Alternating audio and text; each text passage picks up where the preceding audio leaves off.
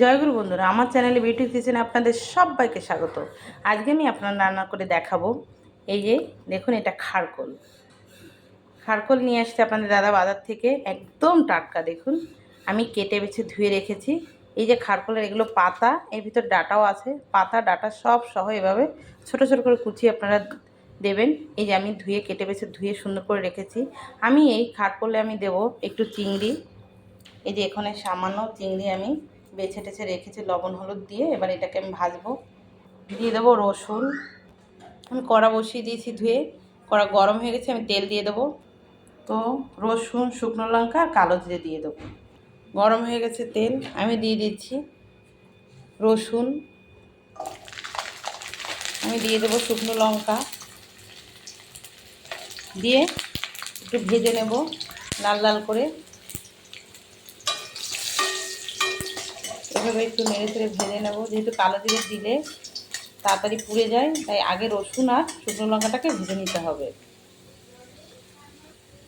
দেখুন লাল হয়ে আসছে, আমি দিয়ে দেবো এবার কালো জিরে। এই যে কালো জিরে দিয়ে দেবো।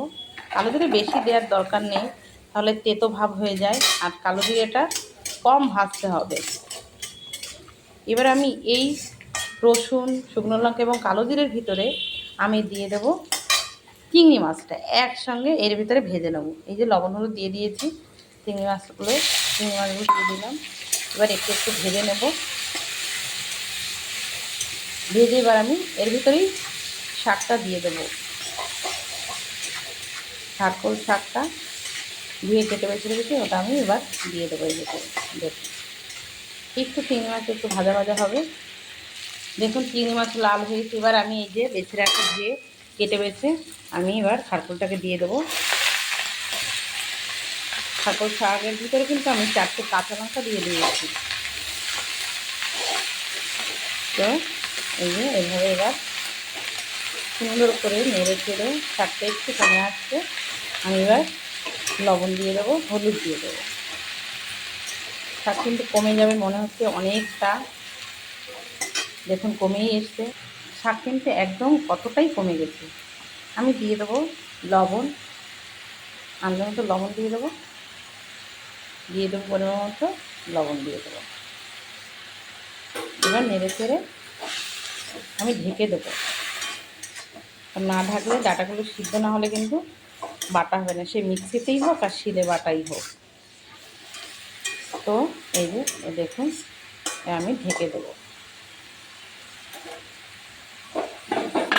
একটু সময় ঢেকে রাখতে হবে, একদম মিনি জালে ঢাকবো।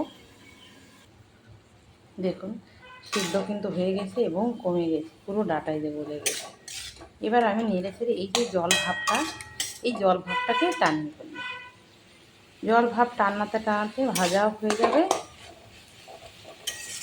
এভাবে কিন্তু আপনারা বাজারে খারকোল পাওয়া যায় কিনতে।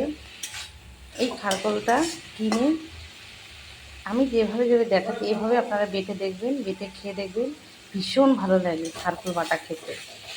এই চিংড়ি মাছটা দিলে বেশি স্বাদ হয়। চিংড়ি মাছ ছাড়াও কিন্তু বাটা খাওয়া যায়, শুধু রসুন কালো জিরে দিয়ে শুকনো লঙ্কা দিয়ে, কিন্তু চিংড়ি মাছটা দিলে স্বাদটা বেশি হয় বাটায়। তাই চিংড়ি মাছ দিয়ে কিন্তু অতি অবশ্যই খারকোল বাটা খাবেন আপনারা। তো এই যে এবারে জল টেনে নেবো আস্তে আস্তে, এইভাবে নেড়ে ছেড়ে ফুল আজও দিয়ে জালটা পুরো বাড়িয়ে দিয়েছি। দেখুন এবার এইভাবে জল টেনে নেব। এই দেখুন বন্ধুরা হয়ে গেছে ভাজা, দেখেছেন? এভাবে কিন্তু সুন্দর করে জল টানাতে হবে খারকোলের। এই যে এবার আমি নামিয়ে নেব। দেখুন বন্ধুরা আমি মিক্সিতে আজকে বাটছি। দেখুন একটু বেটেছি, এবার আবার বাটবো, একদম মিহি করে ফেলবো। তো এইভাবে কিন্তু আপনারা মিক্সিতে করুন বা শিলে করুন। আমি মিক্সিতে দিয়েছি, মিক্সিতে করে নেব। দেখুন বন্ধুরা আমার বাটা হয়ে গেছে। এইভাবে কিন্তু খারকোল বেটে নেবেন। বেটে এই খারকোল বাটা দিয়ে 1 থালা ভাত খাওয়া যাবে। বাটাটা এতটাই ভালো লাগে খারকোল বাটা।